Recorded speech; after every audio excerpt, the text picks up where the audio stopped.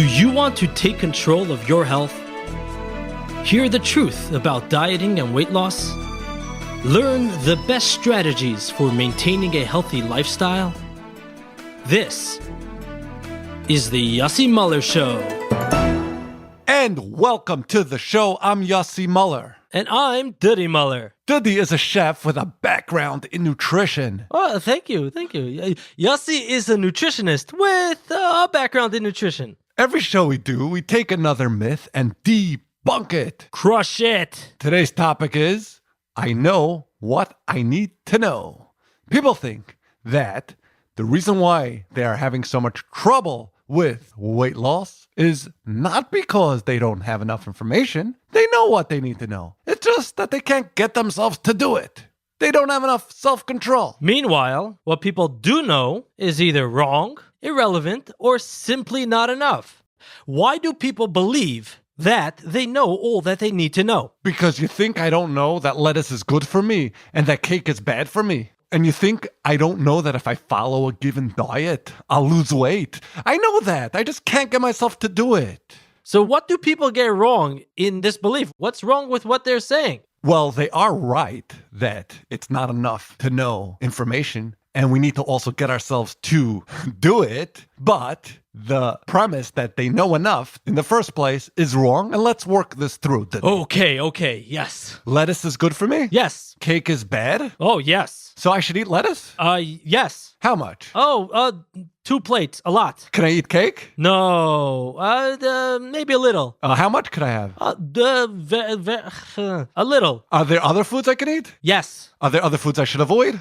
Yes. Which foods? Unhealthy foods, sugar foods. How much? How much should I eat? How much should you eat? How much should you avoid? What? You should avoid a lot. What if the food I'm supposed to eat isn't available? So then you'll find something else to eat. How do you know if something else is healthy for you? Well, if it doesn't taste good, then it got to be healthy. What happens if I don't listen to my diet? You're gonna gain weight. I won't just not lose? Maybe if in some situations it really depends on what else is going on and how far off you go off the diet. It's complicated. How long should I be dieting for? Okay, I don't know. So education alone is not the answer.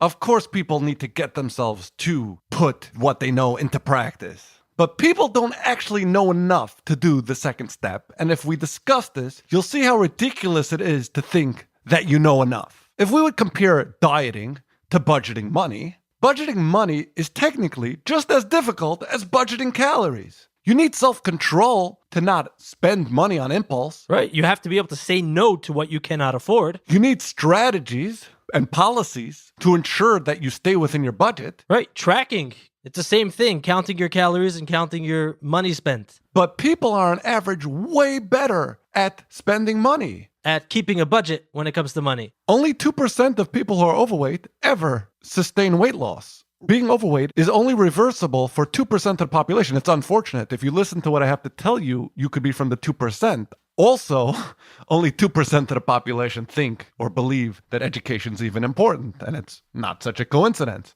You could absolutely be from the 2%. But budgeting money, most of the population is able to do it, even though it's the same necessary to have self-control. Okay, let's contrast budgeting money and budgeting calories.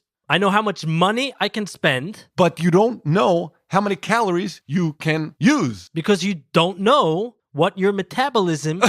Shouldn't that be the most basic information? 1 in 1,000 people know how many calories their body burns every day by existing. Shouldn't you know how many calories you have to spend? How could we even have a conversation about what you could do and can't do? Yeah, 100%. If you don't even know what the budget is, then how in the world are you supposed to in any way follow it? And if I'm budgeting money, I know how my allowance changes. I look at my financial situation. I know how much money I could spend. But metabolism constantly changes. Do you know what your metabolism changed to? Of course you don't. You don't even know what it was in the first place. With money, you know exactly how much everything costs, but you don't know how many calories are in a food. Not all foods are marked with calories. In fact, any unlabeled food will not have a calorie. And also, even the labeled ones, nutrition labels aren't 100% accurate, if you know what I'm saying. And even if they are 100% accurate, if you don't know how to read it, you will get misled. I can keep track of how much money I have, how much I am in debt, a parallel for food is how many calories I could expend today and either lose weight or maintain my current goal. And my monetary debt compares to how much weight I have to lose. That is my debt in calories. We keep track of our debt. You look at your bank account, you see it all in big red numbers, but you don't have a sign on you that says 17,000 extra calories. It doesn't know. We just don't know what our debt is. We're not keeping track of it. So we know how to improvise when something goes wrong with the way we budget our money, but we don't know how to improvise when something goes wrong with our diet. And we anticipate challenges and budget for potential money issues, but we don't for potential calorie challenges. If we would compare a map to a GPS, then maybe that's another analogy that will help people understand how they don't have enough information. A GPS provides directions. It reroutes you if you go off track. It updates the distance, the estimated time arrival. It tells you how fast you're going. It tells you where the traffic is, tolls, rest areas if you need to rejuvenate, where to fill up on gas, and where the hazards are. A GPS knows a lot more than a map. Right. Having a map is nice, but at the end of the day, it's so little compared to a GPS. A GPS does all the work. It figures out everything. While a map doesn't tell you where to go, doesn't tell you how to go, doesn't tell you anything. It just, okay, here are places.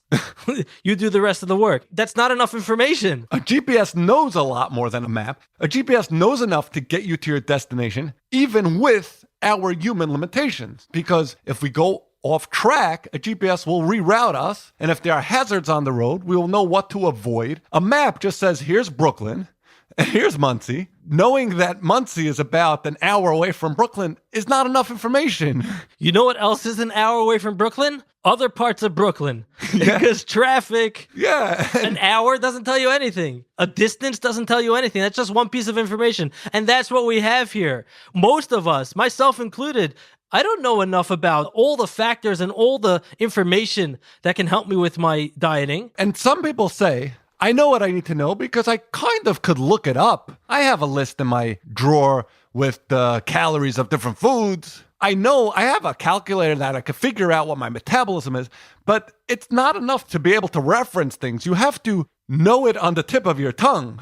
Because you need to be able to make quick decisions. You therefore have to know it cold. A situation comes up, you have to get ahead of your temptations, your cravings, and any other issues that come. You have to get ahead of it. And therefore you have to be able to make on-the-spot decisions, which you can't do if you have to reference. If you don't have in your head all the relevant information, you won't be able to make those snap decisions. Most of your decisions are snap decisions. So self-control is a factor. And I constantly meet people who told themselves that it's not about knowledge, it's about self-control. And they spend decades upon decades of going to different type of support groups or getting some type of help, professional help, hypnosis, therapy, to try to work on their self-control. But it's like trying to shovel snow while it's still snowing, because if you don't have an education, you don't have a foundation to build self-control on. Because if you don't know it on the spot, you cannot make spontaneous decisions. And there's a riddle that I think brings out this point.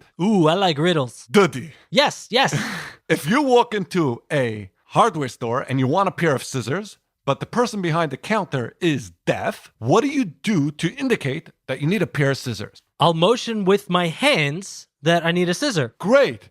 Now, what do you do if you walk into a pet shop and you need a dog, but the guy behind the counter's blind? What do you do? I'll bark. You'll bark? Yeah, so that he knows I'm talking about a dog. Why don't you just say, can I have a dog? Oh, that's a very good point. Yeah, I actually don't know. You see, because when you're making spontaneous decisions, you could easily get tripped up with the limited knowledge you have. And that's what a diet is. A constant avalanche of situations around you, situations changing slightly, enough that you need to change your approach, but not enough that you think you have to change your approach. And if you don't have the knowledge, if it's not on the tip of your tongue, it is worthless. Right. That little bit of knowledge that you have, the previous knowledge, actually works against you. Because like in the case of the pet shop, I used previous experience and it influenced my current situation of asking for a dog. Okay, I can't do it in the normal way based on my previous experience, even though the previous experience was completely irrelevant. Your diet, your situation will change. And if you don't understand the situations always and understand it on the tip of your tongue, then previous information and knowledge will not be of help. You really need to know it well.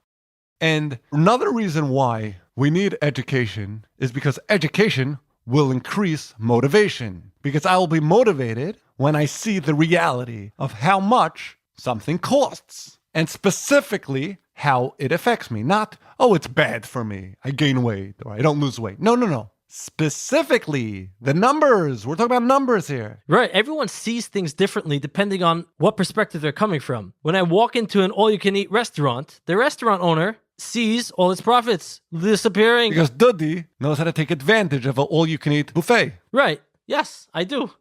But you look at anything, you look at a loaf of bread. A factory owner is thinking of a product that takes 5 workers to get involved with the work. A produce buyer is thinking of what ingredients make up this food. A baker is recognizing the crust and how long it was baked and the effect of different things on it. Everyone will see something else in it. If you don't have the information relevant, you won't see what is right in front of your eyes because you don't have the right perspective. All you see is that I like this food, but it makes me gain weight. And this other food I don't like, but it makes me lose weight. That is not enough information. Because you can't go your whole life not eating foods you like. And you can't go your whole life not slipping on your diet. And you need to know the reality of how much food costs. I often hear people say, you know what my problem is? You know why I can't get myself to stick to a diet? Because I don't see what the consequence is. If a hand would come out of nowhere and smack me every time I eat something I shouldn't, then I'll be able to control myself. And I have news for you. A hand does come out. You say if a hand would come out and smack you. A hand does come out and smack you. It's your lack of education that makes you not so certain of the effect the food does on you. But that effect is there, and if you educated yourself, you will know that. And every time you do something that conflicts with what you know, it will be a slap in the face. If a hand came out and you're in a very deep sleep, so you don't realize that you got smacked, it doesn't mean you didn't get smacked. You're in a deep sleep if you're uneducated. If you meet someone who's thin, who was once overweight, that means they were educated. That's a shortcut to find out if someone's educated. An educated person, you never hear a person like that say, if a hand would come out. They'll never say that because to them, a hand does come out. To someone who's educated, they see the hand. There's no uncertainty. There's no rationalization. You know exactly what happened. It's not, I have some idea that, well, on one hand, these foods taste good, but I gain weight. And on the other hand, these other foods don't taste good, and I hate eating those foods, but I lose weight. There are numbers involved.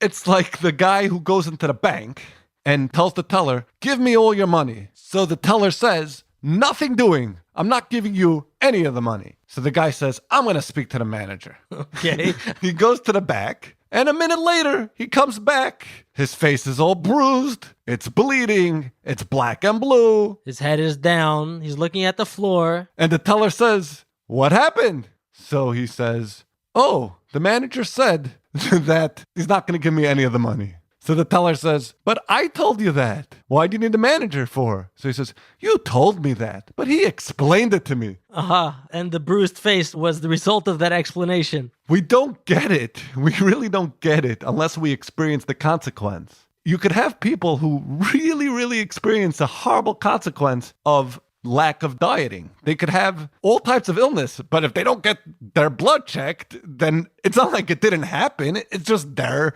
ignoring it. And if you're uneducated and you don't see how when you eat something that's not on your plan and you don't see how it messes you up and changes your entire mindset, both physiologically and psychologically. So that doesn't mean it didn't happen. Reality doesn't compensate for your ignorance. Education is an antidote to rationalization. And let me explain what I'm talking about. What happens?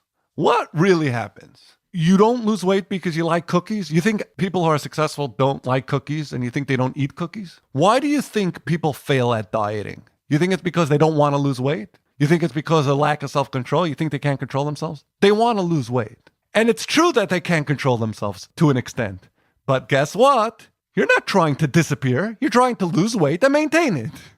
People who lose weight and maintain it eat cookies. So let's explain why people who are uneducated eat the wrong foods too often, and the people who are educated, yes, they sometimes slip and they sometimes don't have self-control, but it's not often enough to stop them from getting to where they want to go and sustaining it. Let's talk about a classic example of where an uneducated person, or in general a dieter, slips up. What happens? You eat a cookie. But before you eat the cookie, what happens? You tell yourself that it's okay to eat the cookie. Right, yeah. Either you say it's just one, or you say, I was good today. I deserve a reward. Sure. Or in the whole scheme of things, it's not going to really affect me. Right, what's one cookie? Essentially, you tell yourself why it's okay to eat the cookie.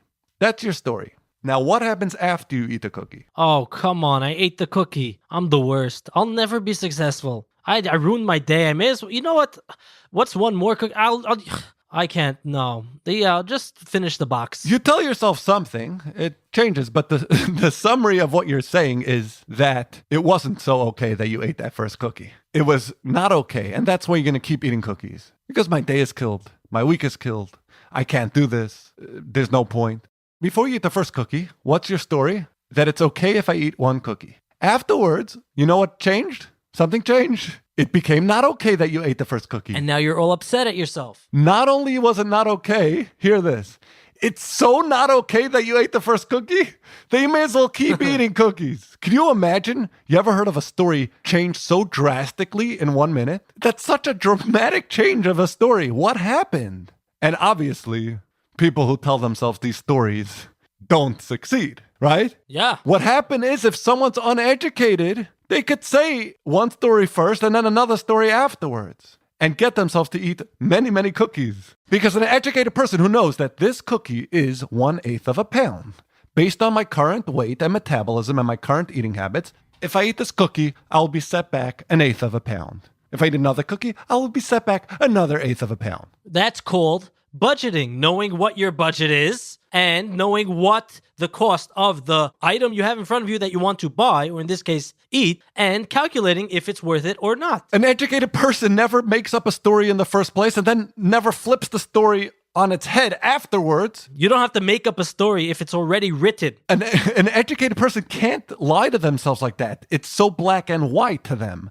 So when someone who loses weight and maintains it slips up, it's not often enough to sabotage their success. Okay. So what should we do about this? What should people do about this, Yossi? Get an education. How? Well, I guess learn things.